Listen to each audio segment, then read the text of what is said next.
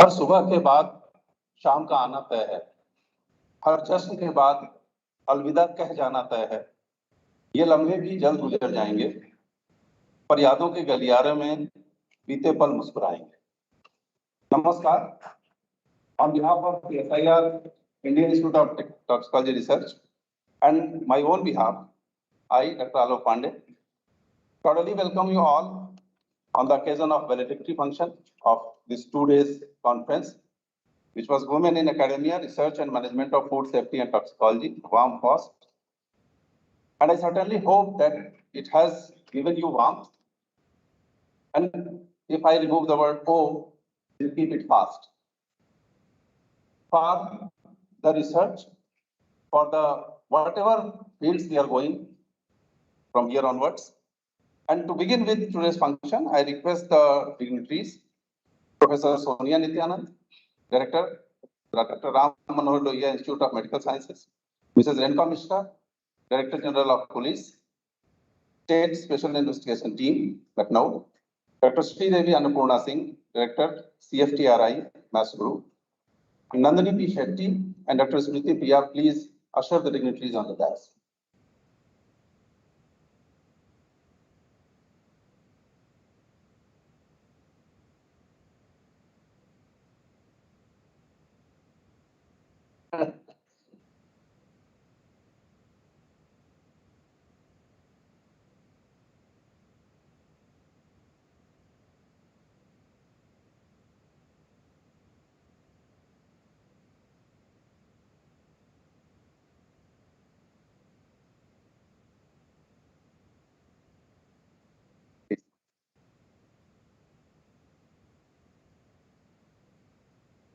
Please give them a big round of applause.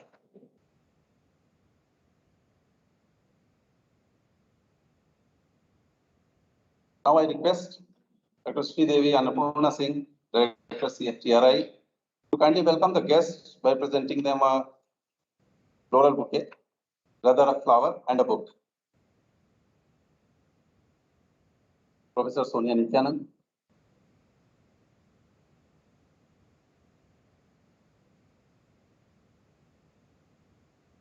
And Mrs. Renuka Mishra.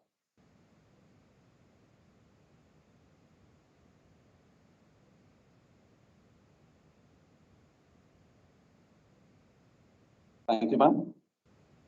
Now I request Dr. Bhaskar Narayan, Director CSIR-IITR, to come here on the podium and join me. After that, he will have a welcome address and introduction of the guests. Sir, please.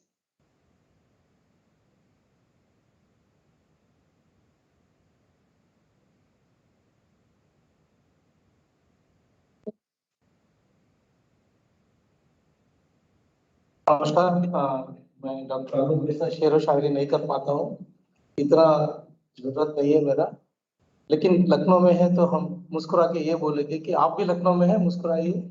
और ये भी हो सकता है कि ये अच्छी शुरुआत है जो हमने आज की तारीख में यहाँ पे women in academia research and management of food safety and toxicology किया है। तो हम उम्मीद करते हैं ये यहाँ से एक मिशन जैसे बने और अगले बार कहीं और इसका दूसरा एडिशन जो होगा वहाँ पे इससे बढ़िया रेस्पॉन्स मिलेगा। And thank you doctor Alok for letting me introduce two dignitaries on the dais. I'm sure both the dignitaries, both Mrs. Renuka Mishra and Dr. Sonia, do not need much introduction, especially for those who are from Lucknow. But for those who are from outside Lucknow, let me tell you, Dr. Sonia is somebody who personifies CSIR. She already, I think the last time she spoke, it was a topic called CSIR in my gene, if I'm remembering correctly. So she is born to a family where both the parents were part of CSIR, and she always said she's proud to be, part of that CSIR family, which enthused her intellect to do better. with her enthusiasm, she has gone on to do PhD from the Karolinska Institute in Immunology and Hematology, and she is now the director of Dr. Ramana Loya Institute of Medical Sciences. Ma'am, it's your home, and we welcome you again to home. So while I was waiting for both the dignitaries, I was just Googling about Mr. Drinka Mishra. I was surprised. In fact, I was ignorant that I didn't know what achievements he has made as an IPS officer for 1990 batch. And two of our policy papers have been picked up by the government of India to be implemented across all the states. And one policy paper has been mandated, the police recruitment issue. Her policy paper has been mandated by government of India to be implemented across all the states, and it's an achievement. And secondly, that is something that the policy domain, which certainly was lacking from yesterday morning till now, and we are sure that this aspect actually has another feather to this conference. And the other aspect, I was just talking to her. What was that? She was trying to tell about careful, it's a police welfare measures. And here I must narrate one incident. My colleagues, when they went to invite her, they asked why we. They said, we want some women also in power to indicate that, women also hold power. And the modesty of the lady is that she says, it's not about power.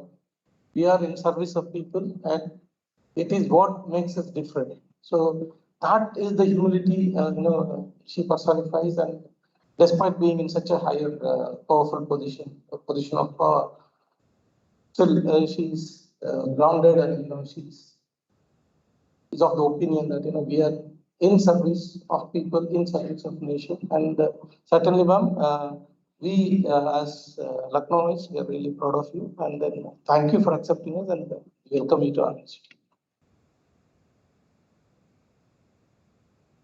And I don't need to introduce the president of function today. She is my senior colleague, director of assistant laboratory, and she's presiding over, and she again personifies the entire CSIR. She has been a CSIR throughout her career, and she is a protein chemist by qualification, and then she is now leading one of the leading food institutes, and aptly this conference also has major share from that institute as well. And I'm not going to say I welcome you, Dr. Shetty, but thank you for presiding over the function and exemplifying CSIR's involvement in all this. Thank you very much. And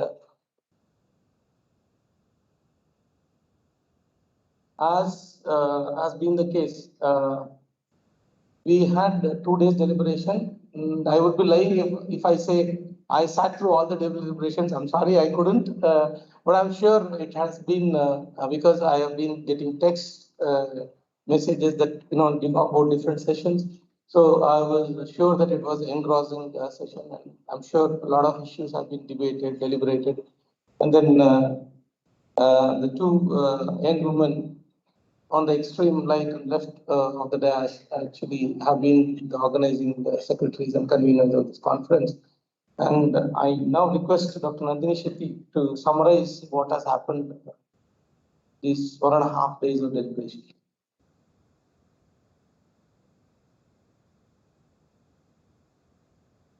Thank you, sir.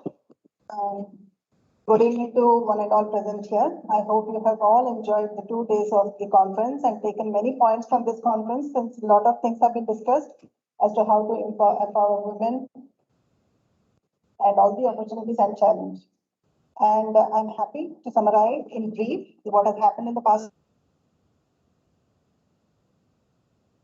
Was conducted by CSIR-IITR from 24th to 25th February. And this conference was jointly organized by CSIR-CFTRI Mysore and AFSTI Mysore and Lucknow Chapter AFSTI.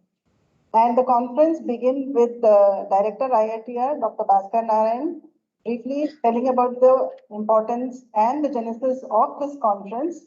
And he also quoted that women reboot, rebuild, and reshape the future, not just for themselves, but for the society as well as, and symbolizes the pride and humility of our nation.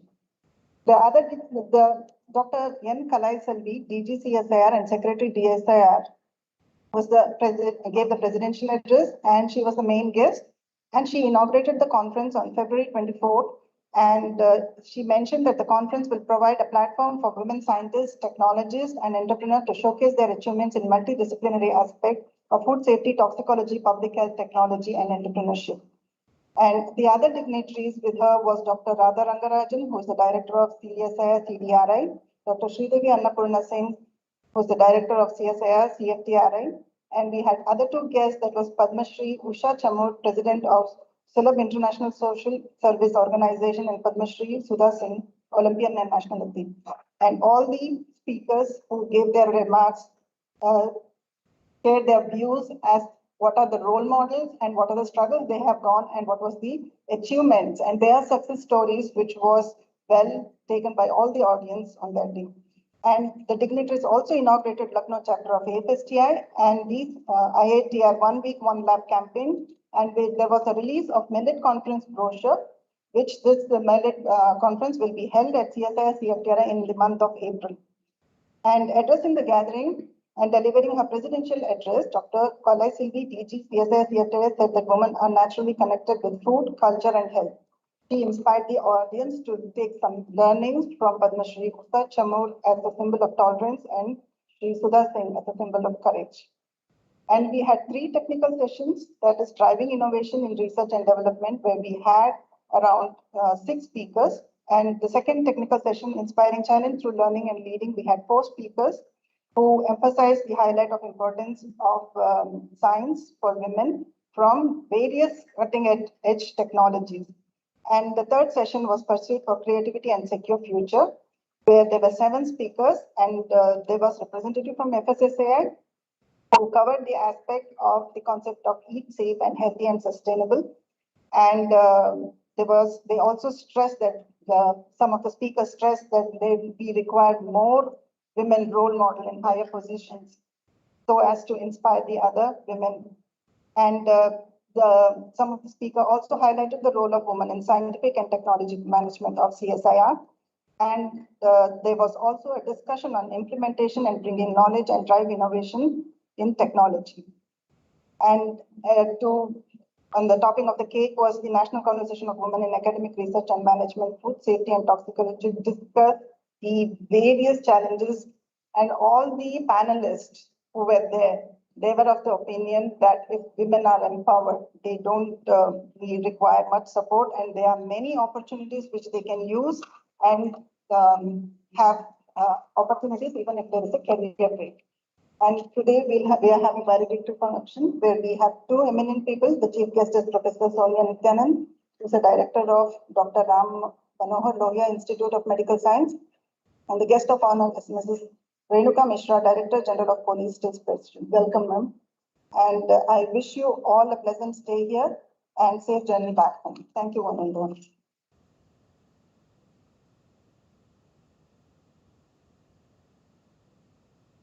Thank you, Dr. Anthony. I now request our guest of honor, Mrs. Renuka Mishra, to address.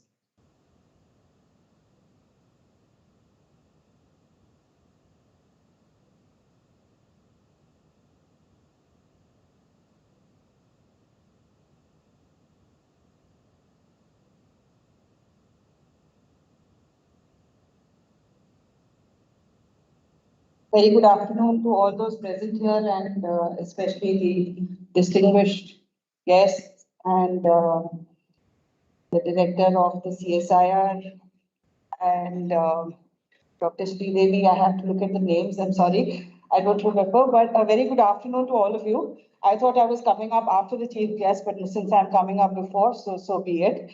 I'm delighted, grateful, and honored to be invited to CSIR, Indian Institute of Toxicology Research, as guest of honor for the valedictory session of WARM-FoST Women in Academia Research and Management of food safety and toxicology, which in itself is quite a mouthful to say all this.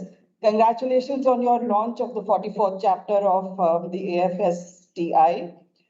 This is that time of the year when refreshingly but suddenly every organization starts looking around for women role models in other organizations, often ignoring their own.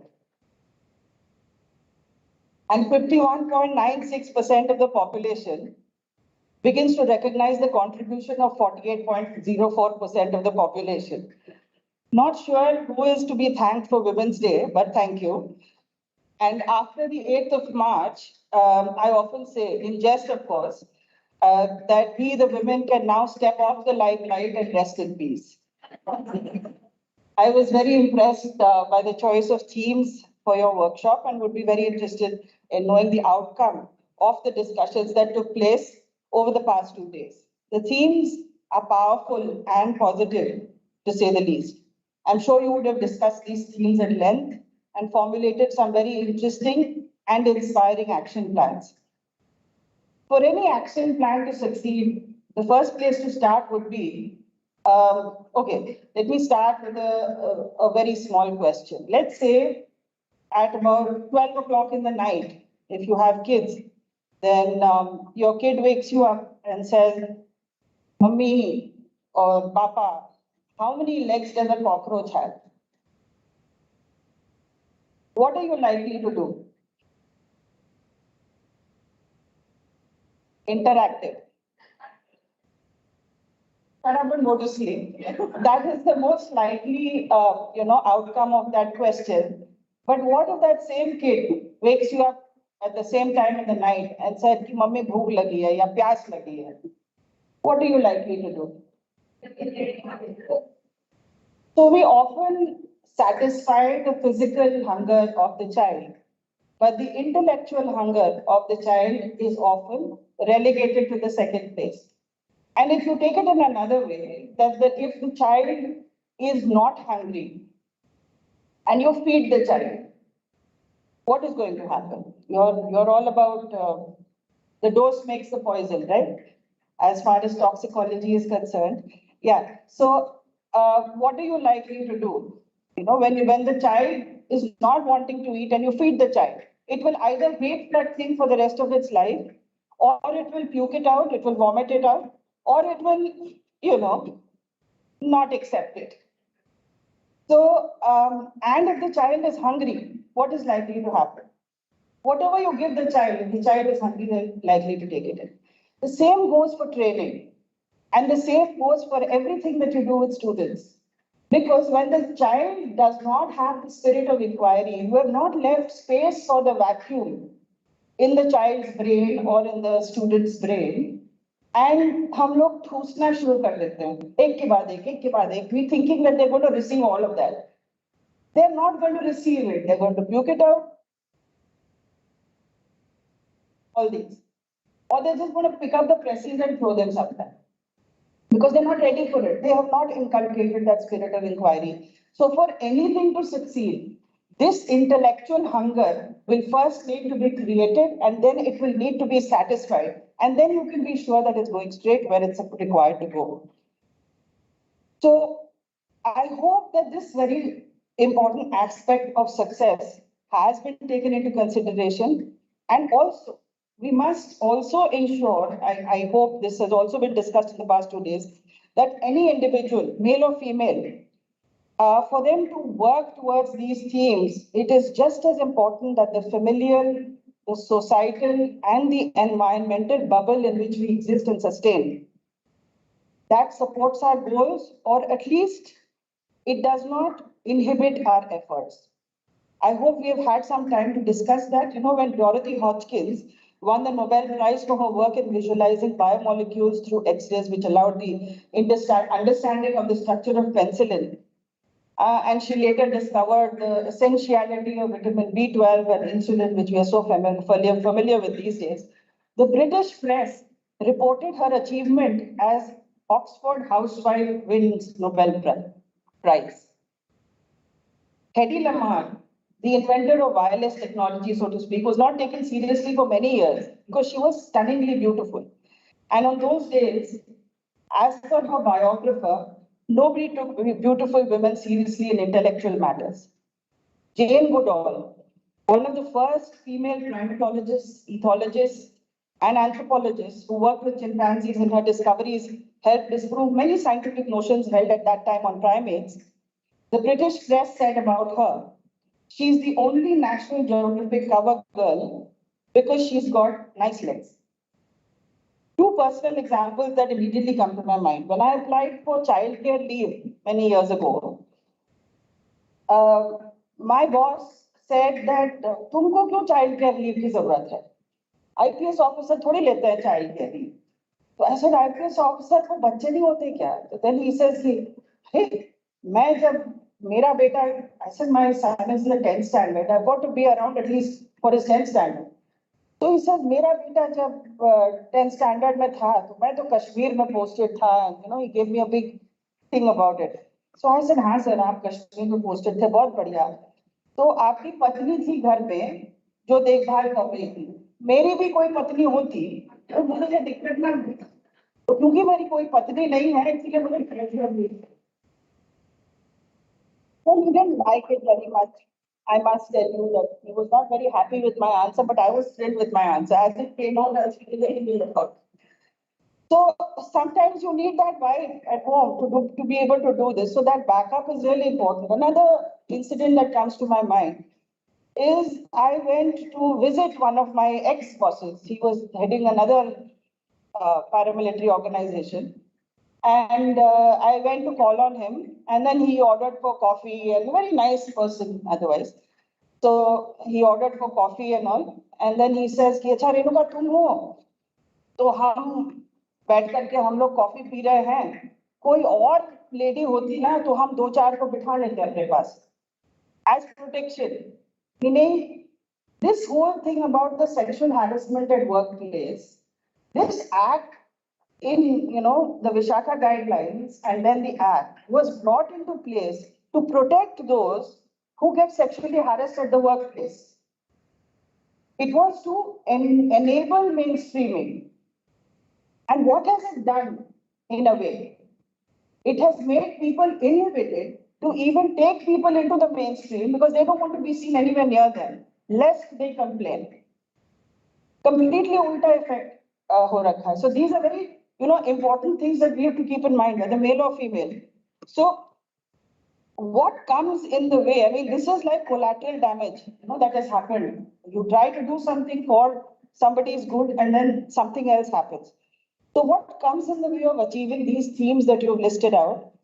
Being born itself, fed, bred, educated, and the struggle goes on throughout the career, throughout the home, through caregiving until we breathe our last. The preconceived notions of natural contraception, that girls are breastfed less than the boys, especially when the girl is a first child. It is believed that because if she keeps feeding, then it is a natural contraception, right or wrong. And so as soon as she is born, then the mother tries to get pregnant again, obviously under pressure, and so stops breastfeeding the girl child. Now, people who have these kind of notions, then the entire pressure rests on her, and she can only give you the X chromosome. She can't give you the Y chromosome. The Y chromosome has to come from the male. And that, I guess, everybody should know by now. So, but the pressure is again on the woman. Mid-school dropouts of female students. Now, chalo, paida bhi ho gayi, beti bachao, beti padhao ho gaya, beti bhi bach gayi. Then you have mid-school dropouts. Then the girl has to take on that responsibility. Don't look at people like us. We come from a different level of society and maybe we have it better than the rest. But if we want this movement to increase, to go right up to the last, to the masses, then mid-school dropouts are happening because that girl has to now take care of the next sibling, whether it is a girl or whether it is a boy. And then therefore there are dropouts. So these household chores, they become the responsibility of that little girl. High school dropouts are mostly due to unavailability of high schools in the village. So the girl has to travel somewhere. How will she travel? Will she be protected when she travels? Same problem for graduation. And then finally for post-graduation. So by the time the girl becomes a graduate, then the big problem happens is that graduate ladki ko kaun shaadi karega? And then the big thing happens that, कि शादी कैसे कराएं, उसकी शादी कैसे कराएं, तो हमको dowry देना पड़ेगा. In Salem, Tamil Nadu, there is a local saying in Tamil that translates that raising a girl child is like watering a neighbor's plant. We have to get out of that mindset. And if this girl somehow overcomes all this, she completes her post-graduation and now looks to work, her being unmarried is also a problem. And then her being married is also a problem because now she's going to bear kids and hence she's going to go on maternity leave. And can we still keep her in the job when she goes on maternity leave? You were born because of somebody getting pregnant. You were not born with some divine conception. But then when you look at your subordinates who get married and get pregnant, then they are looked at differently. And it happens in every organization. If it doesn't happen in yours, it is only because it will only stop when there are more numbers. There is majority in numbers because then you can claim your space, you can claim your issues, you can talk about those issues and propose to rectify them. Sexism, socialization, driven attitudes, biases, stereotyping, prejudices don't help. Even in the police station, if somebody goes, she's been a victim of eve teasing, she goes, his socialization process makes him ask her silly questions and totally uncalled for questions like, were you wearing these clothes when you got teased? Obviously you got teased. Or were you talking so loudly in this high-pitched voice? Obviously it happened to you. So these kind of issues come from this socialization process. I did an extensive study and a gender audit of the police organization, presented this at the National Conference for Women in Police. And on the basis of the problems that you'll be surprised as to what kind of problems were there. Girls were not drinking water at least 1.5 to 2 days in advance of a law and order duty, like an election duty or a law and order riot control or that kind of duty, because they did not have anywhere to go to the toilet. So if somebody gets dehydrated and falls down at the workplace, nobody's going to understand that she's dehydrated and she didn't drink water. They're just going to think she's weak and why do we have women in the police force at all? Simple things like your bulletproof vest, body protectors, they are all made for flat-chested males. They were not made keeping the women's anatomy in mind. And so many other things of urinary infections. The girls were having urinary infections because throughout our lives, we've been taught to hide our underclothes when we are drying them. लड़के का चड्डी जो है वैसे ही सूखता रहेगा, लेकिन लड़की का जो है वो तौलिया से लपेट करके उसके ऊपर से कुछ रख करके, nobody should know what she's wearing inside. This is how, conditioning happens. And because of that, those underclothes never see the sun. If they don't see the sun, infections happen. So we found so many such issues. We raised these issues and we came out with a whole list of, solutions, keeping all these things in mind. It was taken up by the parliament and there was this MP Anupriya Patel who raised it as a question in parliament. And after that, finally, a committee was set up. I was in the paramilitary at that time, I was in the border guarding forces. A committee was set up and to look into provisioning and procurement for women also. So every committee then started having women in it. कि अगर वर्दी भी खरीद रहे हैं या कोई भी चीज खरीद रहे हैं तो उसमें हमारे फोर्स में दोनों हैं, महिलाएं भी हैं और पुरुष भी हैं, तो दोनों के हिसाब से होना चाहिए, नॉट केवल एक के हिसाब से. Even simple things like doing the beam. They said that if we get a beam with a lesser grip, with a thinner grip, we will be able to do it. It's a very wide grip and our hands are small and we're not able to do it. People used to tell us when we were under training, the lady probationer latki raho. While the male probationer does whatever he does, the lady probationer just has to latki raho वहां पे जब तक वो 4-5 6 कर देता. मैं तो 4-5 कर भी लेती थी, but the women just had to hang from the bar. So these kind of things caught the eyes of the parliament, and then we had committees, and now the police forces are actually looking into this. So sometimes if you envision a problem, coming out with that problem, talking about it, writing a paper on it, projecting it, presenting it, will give you some results. It may not give you results everywhere, but somewhere or the other, it will stick and it will help some people around you. All along, we've been thinking about gender equality. I mean, we've been talking about gender equality. Let's say there is a football match and you have to see the football match. Say it's here, and you can only see it through windows of the wall. And you're journalists and you have to cover that football match. So they put 2 stools of equal height, and you have to stand on those stools and you can, look out.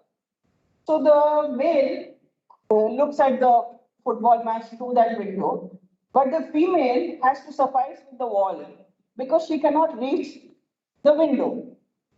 Equality, what do you need for the woman? You need a higher stool. So equality means equal stool. And what the theme of this year's Women's Day is, it's equity. And equity means what is required for a particular person, that has to be provided. And hence you will need a higher stool. And you know that Article 15(3) of the Indian Constitution provides for that positive discrimination. So it's not some kharaj jo baat rahe hain. If we are doing it, we are doing it. So we have to make that workplace conducive to her also, so that she, what is the reason for this? So that she can put in her best and give her optimum efficiency. Isn't that what is required from any worker? So that was the underlying theme behind that paper on gender audit. And we hope that that will get taken further, and every institution will start doing a gender audit for their own institution, not just about toilets and all that, which is also very necessary, but about everything. Are we making the workplace such that both can compete equally? So just as it is unfair to have differential treatment for the same people, it is also unfair to have the same treatment for different people. There is some encouraging data. The global sex ratio in the world is 1,068 males per 1,000 females. And India is many shades better with 1,016 males to 1,000 females. We are better off even in the STEM, while the world is at 18%. We are at 46%, 43 to 46% of our STEM graduates, for people, women in science and technology, are, 43% of the entire ones are women. So we are doing much better than the world, which is why we also contribute to the world. You see many of our scientists going abroad and contributing to other places within the world. But having said that, while we say that the scenario is better, you know that the government of India has put up a lot of initiatives. You have the Vigyan Jyoti scheme, you have Pragati, you have Gati, you have Curie. I'm sure you are aware of all these things and you would have discussed it over this, so I'm not going into the details of it. In 2020, the government of India also announced the establishment of 11 chairs in the names of women scientists and all that. So this is what the government is trying to do for us, fair enough. What the government is trying to do, apni jagah. What can we do for ourselves?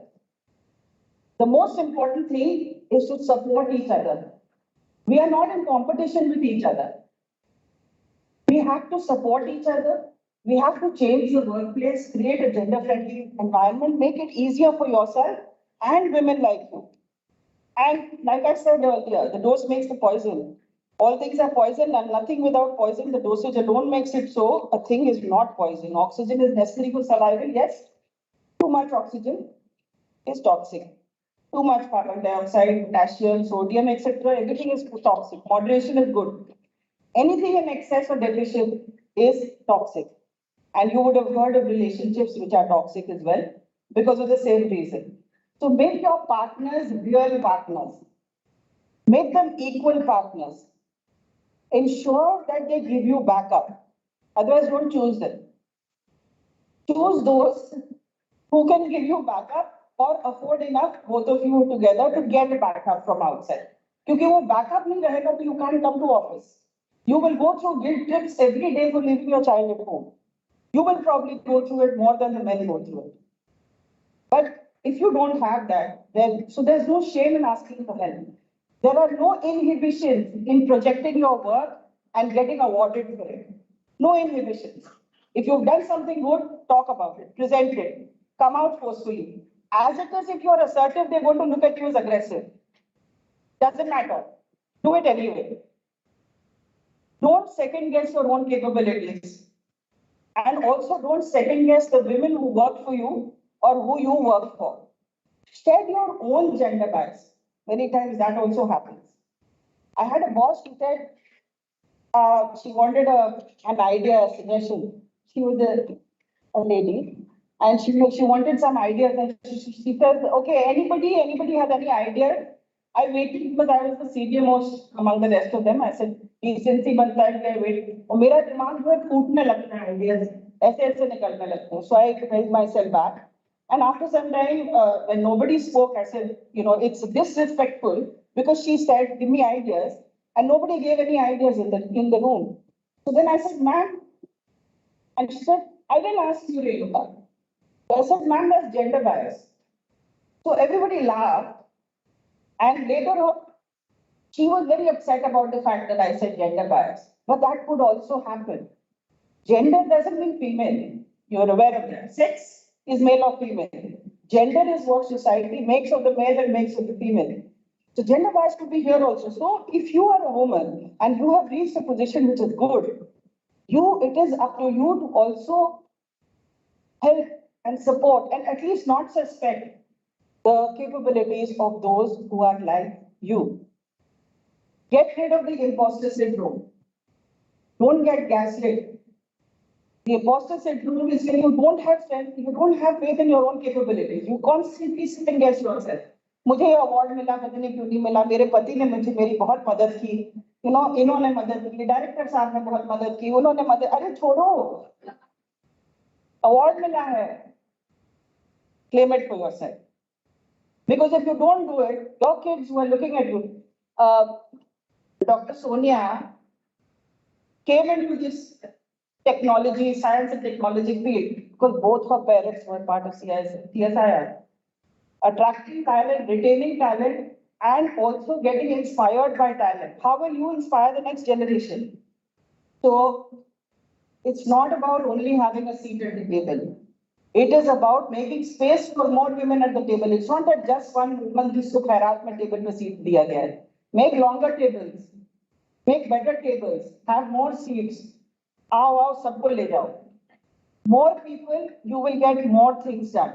And you can do it only if you think that only if you're not suffering from that imposter syndrome. कि मैं ही आ गई बहुत बड़ी बात. नहीं. ये आपका हक है. They should pay you to be at that table. Remember that always. So empowerment, you mentioned empowerment a little while ago, Ms. Shetty. Empowerment is not something that can be bestowed upon you like a freebie. It has to be ingrained into our moral, social, political, and economic fabric, and it must come about through focused and committed policy formulation and implementation. Nobody is going to give you empowerment. We have empowered women. Who are you to empower women? Women have to come forward and empower themselves. Lean in, lean on, do anything, get out. Claim your space. When you have got there, like all of you have got there, if all of you have decided to take on science and technology as a field, if all of you have become, many of you have become women scientists, women academicians, so many inspiring people among you. Once you have reached there, champion them. Those people like you, hoist them on your shoulders, even if nobody did that for you. Together we will grow. As a gender, as a people, as a nation. You might have had role models who inspired you, but now that you have reached where you have, wherever it might be, it is no longer about who you want to be. Stop thinking about who your role model will be. Think about who wants to be you. Who is it that you're going to inspire? अब वो बीत गया, वो time बीत गया जब हम किसी और से इंस्पिरेशन ले लें. हम किसके इंस्पिरेशन हैं? Does your daughter, does your son look at you as their role model? Are you doing enough for that? So a big shout out for all those who did not put thorns in your path. A bigger shout out to all those who championed you, supported you in reaching where you have. And the biggest shout out to all you women here. Your struggles, your victories, your resilience in the face of adversity, and all your triumphs, despite opposition, will inspire those who will walk your path. Thank you for being the women you are. I want to end with a small thing I would like you to do. I've been a trainer at the National Police Academy for 5.5 years. So forgive the teacher instinct in me. Please raise your hands. Can everybody see me, understand English? Everybody can do it, all including podium. Please raise your hands. Can you make a ring like this?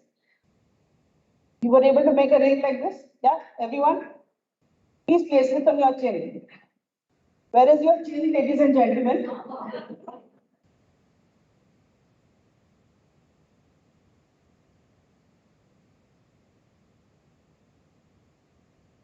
Why did you do this?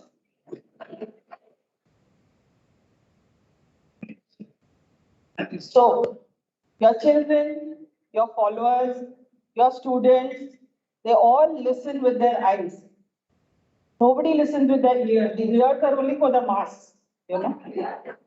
Everybody listens with their eyes. So no matter what you say to them, what you do and what they are seeing you do is what is going to inspire them or change them forever. Thank you very much.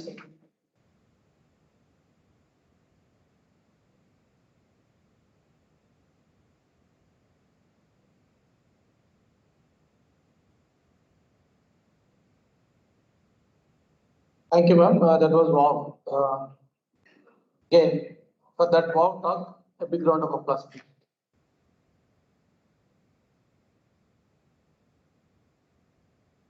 Did I just mention that Mrs. Renuka Mishra specialization is gender issues, leadership development, ethics? I think she demonstrated it all. So, thank you, ma'am, and thank you for that wonderful talk. And certainly, it's not about equality. Equality, I always believe, breeds inequality because it doesn't make it equity. So, equity is something that will give customized access to tools. But I think India is one country which recognized justice is beyond equity. So they give access tools and try to liberate people by breaking down the blocks that are in the front. So that was a wonderful lesson. I think that's what I picked up from what you said. And I now request Dr. Sridevi to honor Mrs. Renuka Mishra to honor.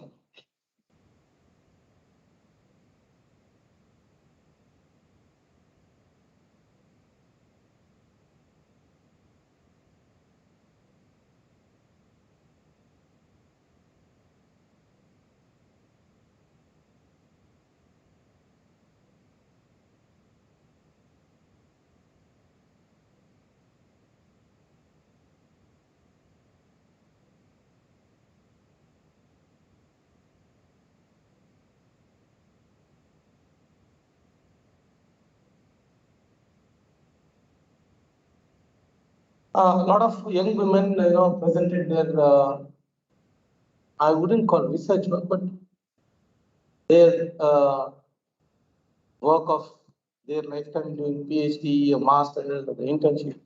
So there was a poster session that was held yesterday and today, which was on. So there are prizes to be distributed for posters as well as there were some presentations made by selected poster presenters. So there are two categories of prizes to be awarded. One is for posters, the other is for flash presentation that was out of the selected poster presentation. So may I now request Professor Sonia Nityanand to award the prizes for the young woman who presented.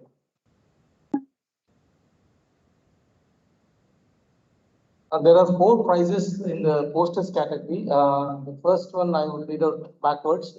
There's a consolation prize, which is won by Nupur Rastogi, who belongs to the regional center of CSIR.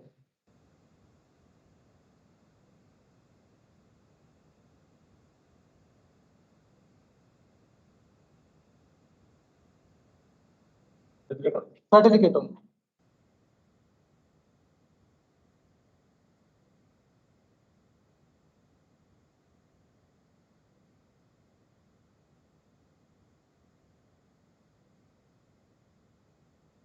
Third prize is won by Apurva Saxena, CSIR-IITR.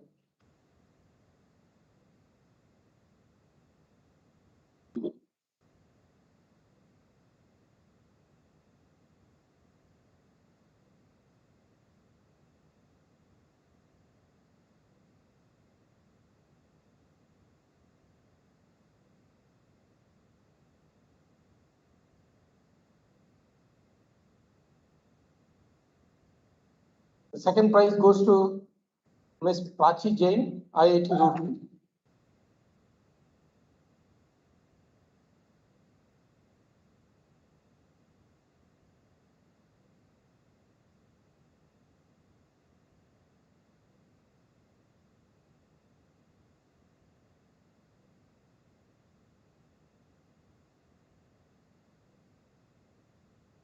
Nikita Sharogi of IITR is the first prize.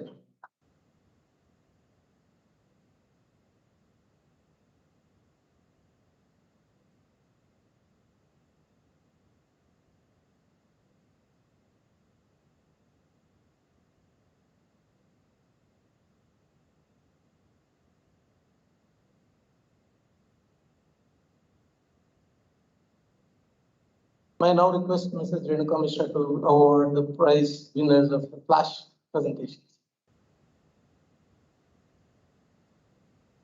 The third prize goes to Anandita Devpal of JD Birla Institute of JD Birla Institute for Technology.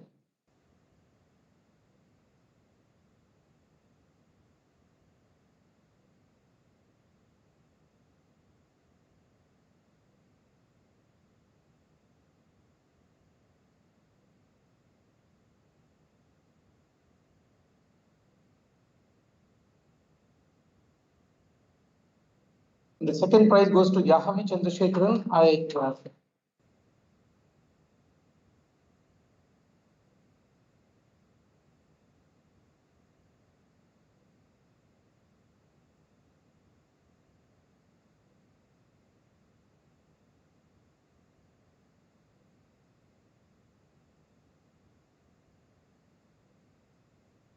The first prize goes to Madhurya of CFTRI.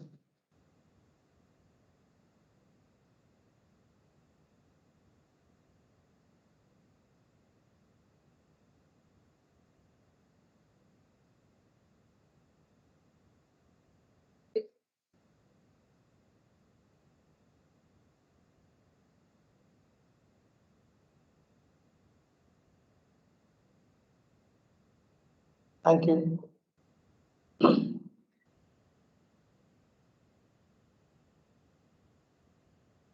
I now request Professor Sonia Nityan to address the gathering.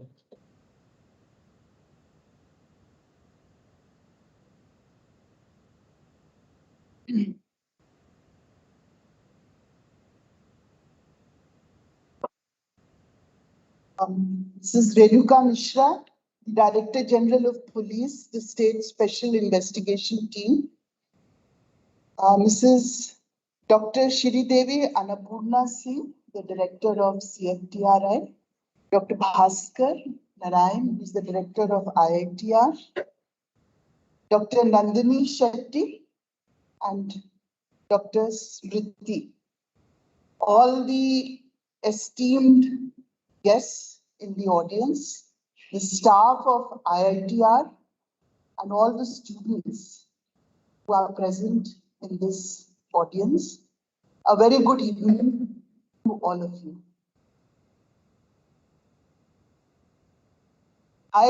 Mrs. Renuka has given a fantastic lecture and inspired, I think, almost everyone. I just want to give two take-home messages this valedictory session. I've heard that the whole meeting has gone off excellently, and it was really powered. It was a powered meeting, and congratulations to the organizing team for it. Just two take-home messages. If you look dispassionately at life, what is life? Life is a process of self-expression. Whether it's a male or a female, everyone is born to express himself or herself. And what you need for self-expression, the most important thing, is self-empowerment and a family support. You know, everything else comes after that. And even before the family support comes self-empowerment.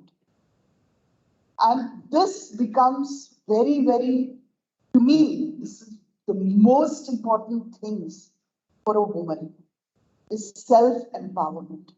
Mrs. Renuka Mishra did touch that in no way one should think that we are inferior or we are deprived. If we are deprived, we are gifted in a different manner. And obviously, we are not inferior. I think the pinnacle of self-empowerment is a lady called Anandi Ben Gopal Joshi, who is the first lady from India who went abroad for education, and that also medical education. She is born into a very, very orthodox family, gets married at 14, has her first child at 16 years of age, and the child dies during childbirth. She is pained, she is aggrieved, she is deprived, she doesn't know, but she thinks that if I had a woman doctor to help me during the delivery process, this would not have happened. Look at that woman who is thinking. This is in late 1880. And so she expresses to her husband that she wants to pursue medical education. She gets a support from her husband. Look at that time. He pushes her to acquire medical education, which is impossible in India because women are not accepted to go through a medical education in India. So this young girl, I would say, you look at her pictures, it sometimes brings tears to your eyes. How driven and how much committed she was because of she empowered herself. She has a nose ring, she has a plait, she wears a sari in a Marathi style, and her husband sends her alone to the United States. She goes there and undergoes a medical education. In that, she goes to Pennsylvania. And cold weather, bitter cold weather, cotton sari she's wearing. She's sitting in a foreign country, but she goes through a medical education. She catches an infection there, but continues to complete her medical education. Comes back to India, starts the medical education. In India for women, dies after 4 months, 3-4 months because of tuberculosis, which she probably acquired while she was overseas. The cold conditions there. But what she did was that she set the ball rolling for education of women, not just in medicine, but as a whole in our country. This goes back to, sorry, I have to close down my phone.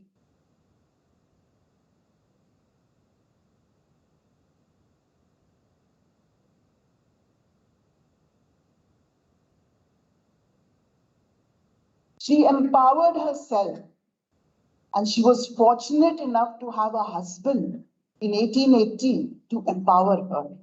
She died at the age of 22. But she set a historical mark in this country. This is what I want women to understand, that the society will will work towards empowerment of women. The government will work towards empowerment of women. But the ultimate empowerment, even if you don't have that support, will come from within your own self.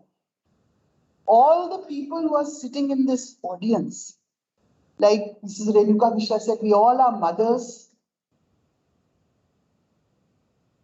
We also have to remember to give the same support to our daughters.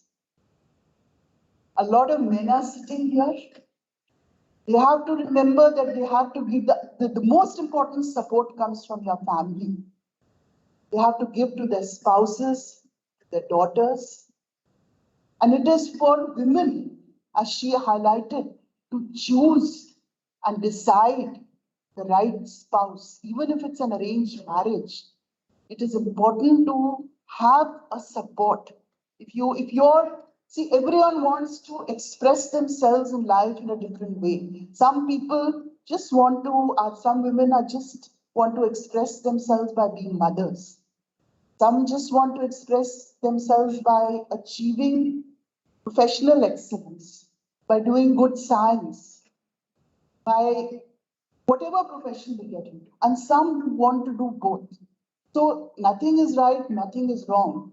It's your own desire of what you want to do, how you want to express yourself in life.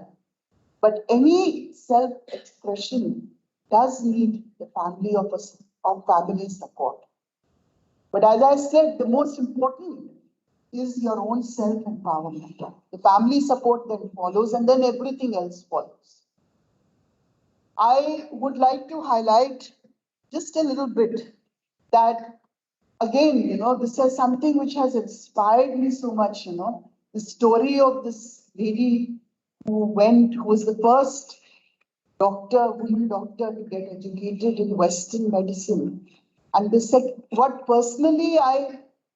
thing which has really personally inspired me in life, since this is, a symposium on women in academia and research, is the story, I don't know if you people have read, is about the story of Madame Curie, which has been the biography, which has been written by her daughter.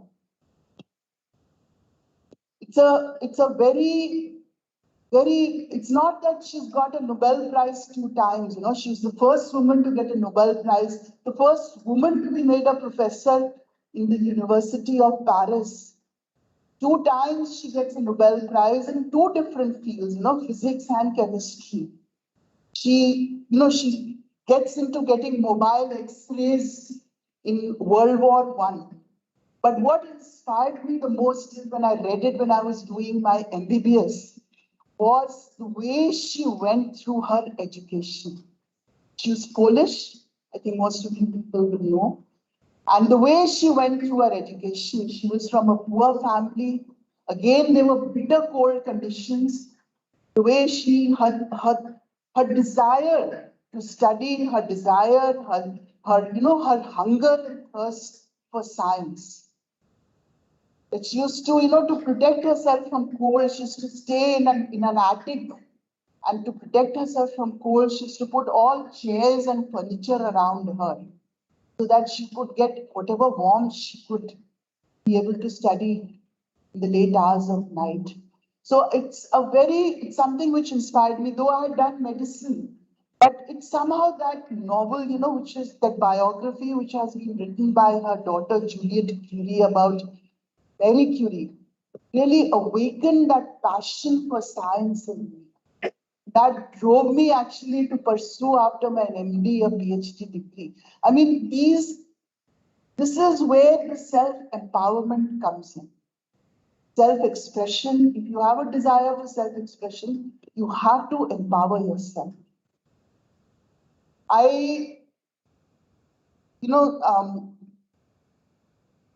We in medicine, when we people who are educated in medicine, if we go away from medicine, medicine is a science and art. And of course, the art, I always say that art is the most important. It's the way you conduct yourself with patients, the way you talk to them, the way you, are a comfort level for them. but it's also a science. So it's evidence-based. And women in medicine, I keep telling that should combine science. It's not just in tertiary care institutes like PGI and RML and GNU, but women who go into medicine also have to understand that they have to combine science with medicine.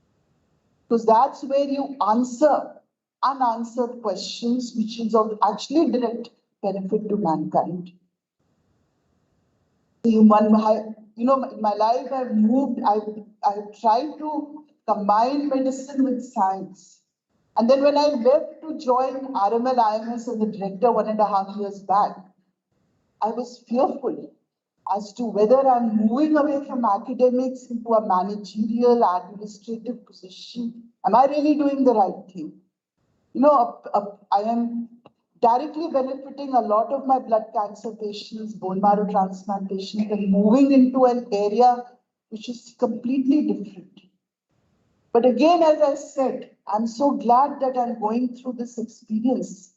Nothing, you have to do what you feel like doing. It's a different experience. It's a gratifying experience where you do not for one department, for many departments. And this is the way that the mindset of women has to change. You have to move on and think that you have to empower yourself to do what you want to do. Of course, if the family support comes in, that's a bonus. And if societal and government support comes in, that's a big bonus.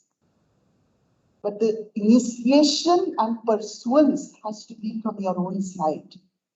And believe me, I think in some ways, we are very lucky to be born and brought up in India. I understood that after I went abroad, when I went overseas. There's even a greater discrimination in science and academia against women overseas.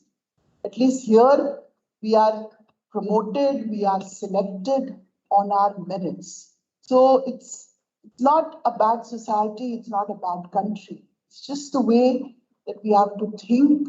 It's just the way that we as parents, we as husbands, we as brothers have to think and promote women who want to express themselves in different ways.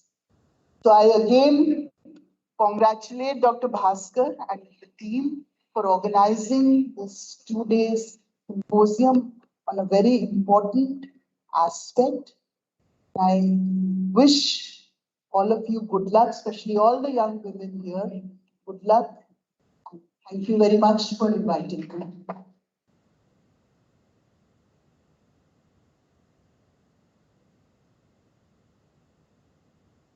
As always, thank you very much, ma'am, for that profound life experience that you shared.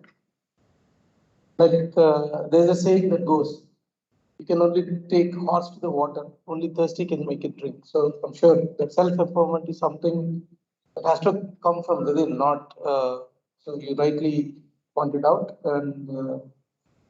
And you also struck another point. I always keep telling my own colleagues, keep reading. So you really exemplified it. You said reading made you get into all this. So thank you very much, ma'am. May I now request Dr. Sridevi to honor Professor Sonia.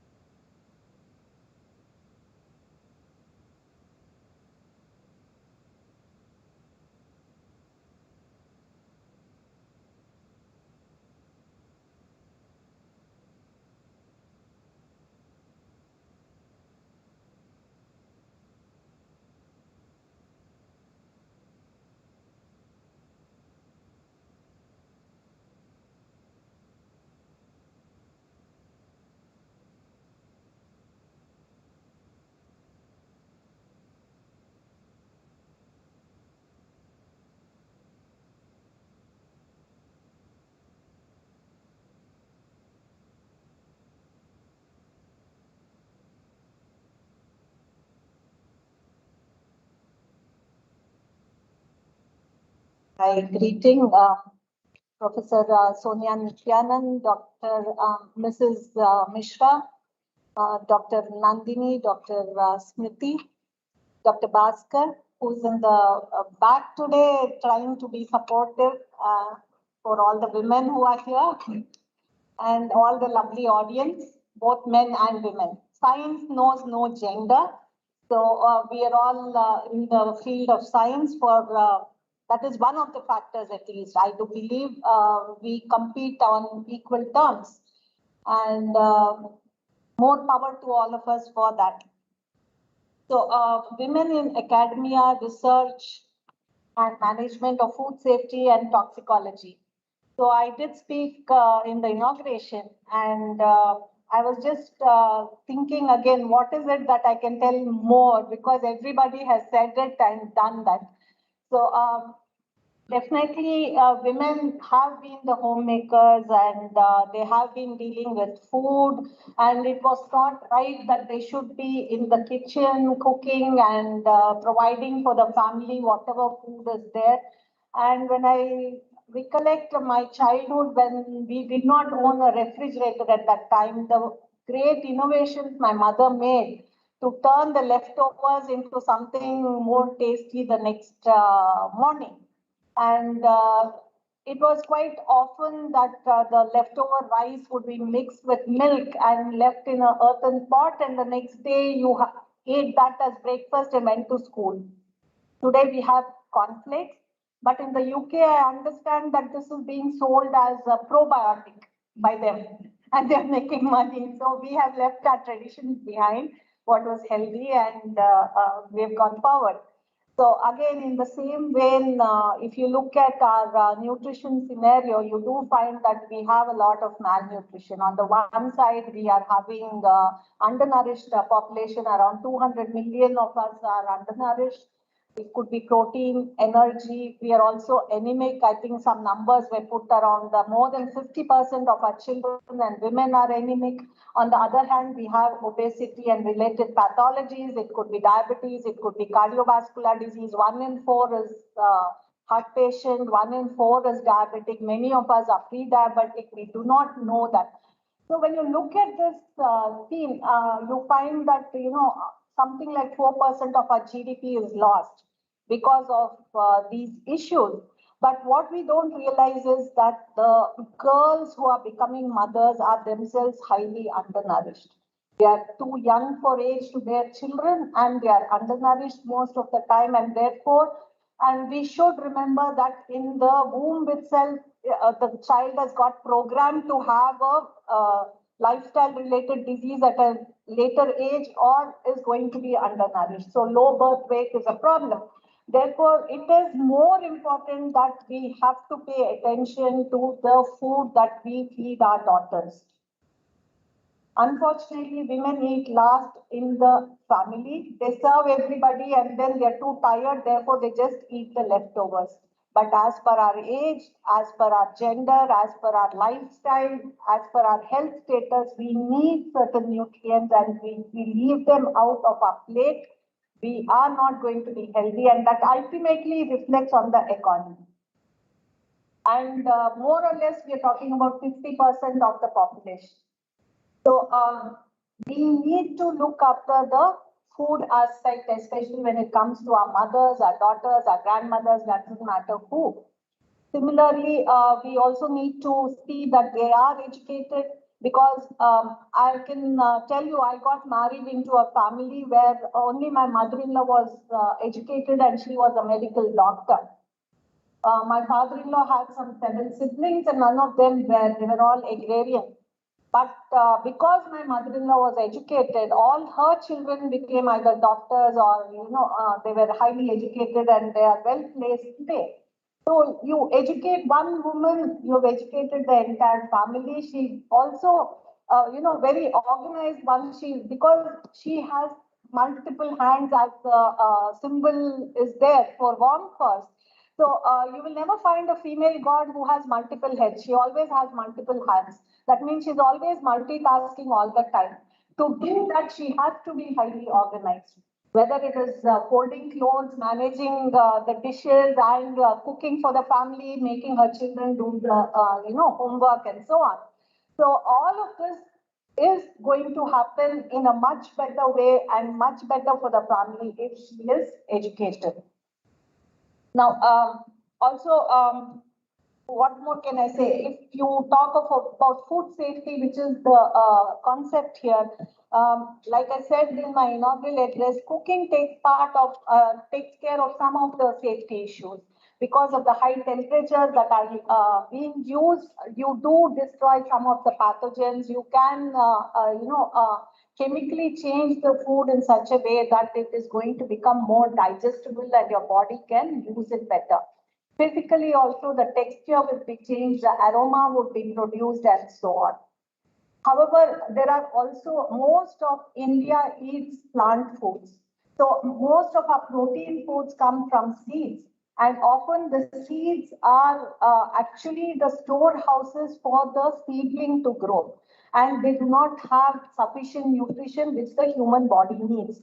But as a defense mechanism, there are a lot of anti-nutrients also which are present in the seeds. And these will hinder the digestibility, they will hinder the bioavailability. Therefore, by cooking and by doing processing, we are actually removing at least some part of the anti-nutrients and we are making it better for us to eat. And this has been handed down by generations. Rajma has to be cooked for 6 whistles, or chole is cooked for 4 whistles. Tur dal requires only 2 whistles. Our mothers knew that, our grandmothers knew that, and this took care of improving the digestibility of the food as well as improving the food safety and removal of certain toxins. Even the way we soak certain pulses, some of them we discard the water, some of them we retain the water. All of this has a lot of traditional knowledge that was built in, and our women knew that. So, and they were great innovators. So what more can I say, that if women come into science and technology, it is going to empower our entire community and our country, and definitely it will benefit our society more or less. Over the past 2 days, we have heard very young women, aspiring scientists speak. We have heard older people speak. We have heard some mid-aged girls and women speak. All of them are very, very passionate about what they were doing. And they want to have a career which is very, very inspiring. And I feel that I was happy to hear their stories. But every single person who's a woman and who has been in a career will have her own story to tell. And we have only heard a few stories which are in their own way very, very unique. But I'm sure if we ask maybe a lady gardener or somebody who's a domestic help, she will have her own unique challenges to tell us today. Just like I had my mother who lost her, she never knew how to buy coriander leaves even. All the shopping would be done by my dad.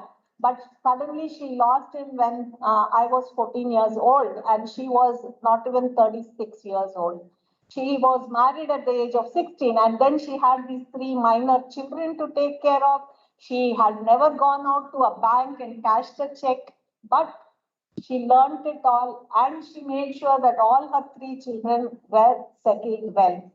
So women can do anything if they choose to. So I just cry an encore to all who have spoken before me, that we have to have the self-worth and we have to have the conviction, and nothing is impossible.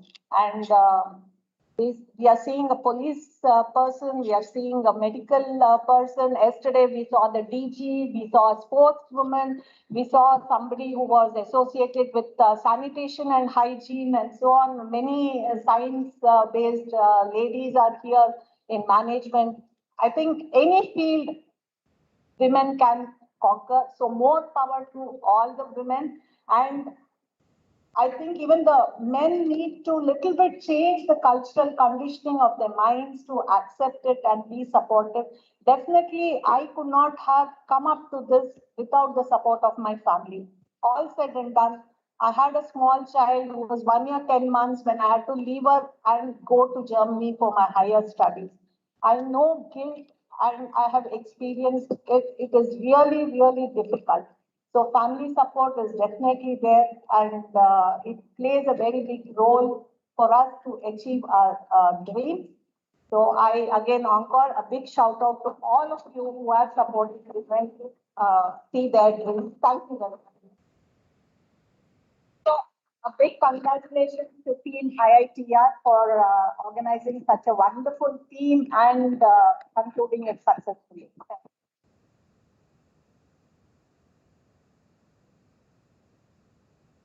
Thank you, Dr. Shri. It is, women have this power of 3R. People keep telling me that, you keep coining things, but, the very reason that, which is evident, and the fact that women can reboot, rebuild, and reshape at any point in time, that itself makes them very special. And we have not done anything great by celebrating women. It is just a token of appreciation that we have done.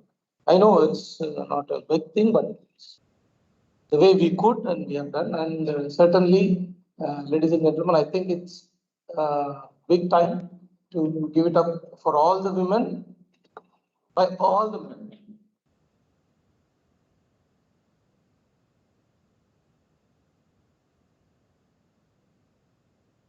I now request Dr. Smriti to honor Dr. Sridevi with the memento.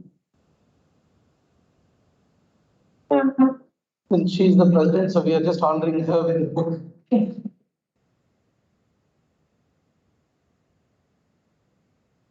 So, Alok.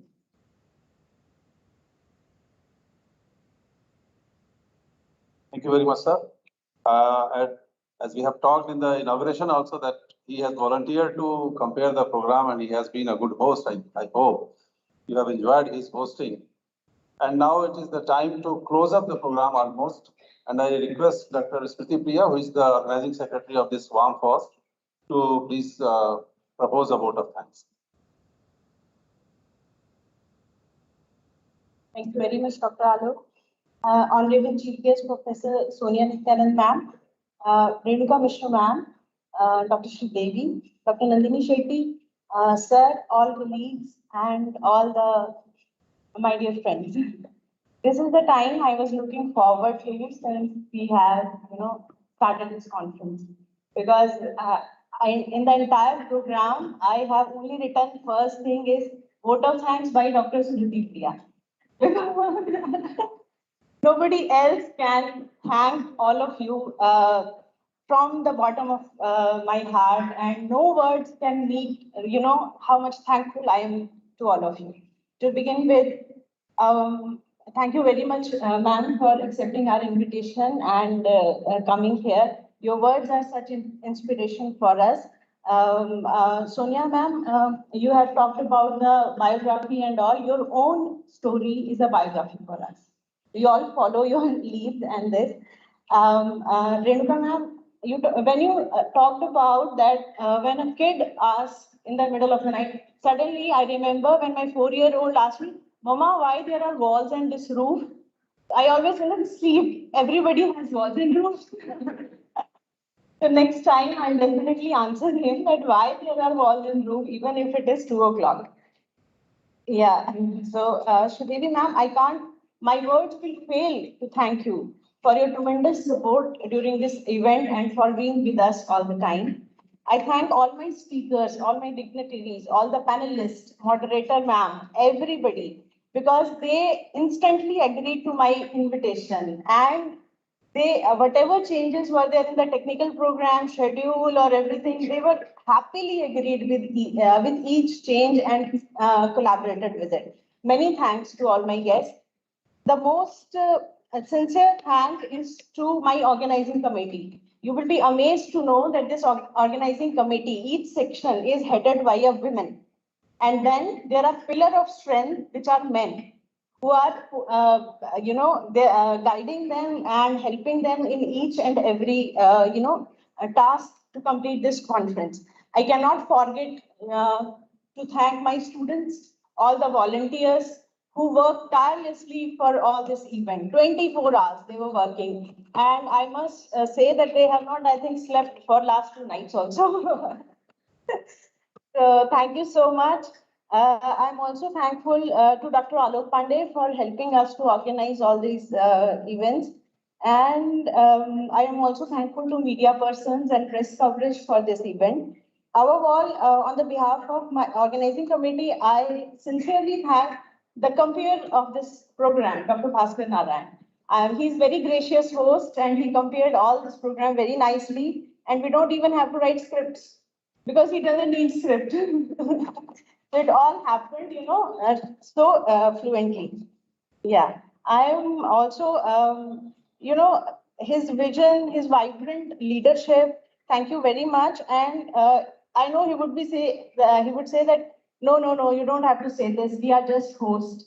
But we can't thank you enough for the freedom he has given us in making decisions, even in the wrong ones. There were many. So thank you very much, sir. And thankful to my sponsors. They have generously supported us for this conference. AFSTI members, they all came from so far and all parts of the nation to attend this program. I'm thankful to Fair Labs, DSIR, and Atlas. I'm also thankful to our collaborative neighboring CSIR labs. They have all supported us for this event. And last but not the least, I'm thankful to all of you for attending this event and making it a big success. Thank you very much. At the end, we will stand for national anthem and then we have in the launch arranged for honors. Thank you.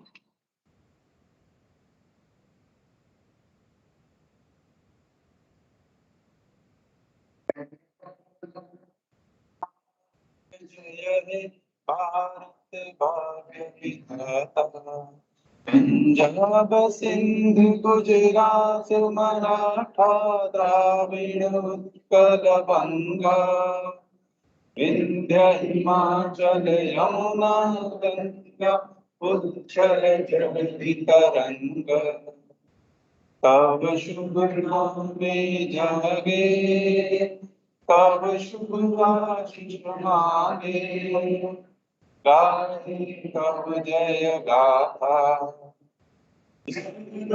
मंगलदायक जय हे भारत भाग्य विधाता जय जय जय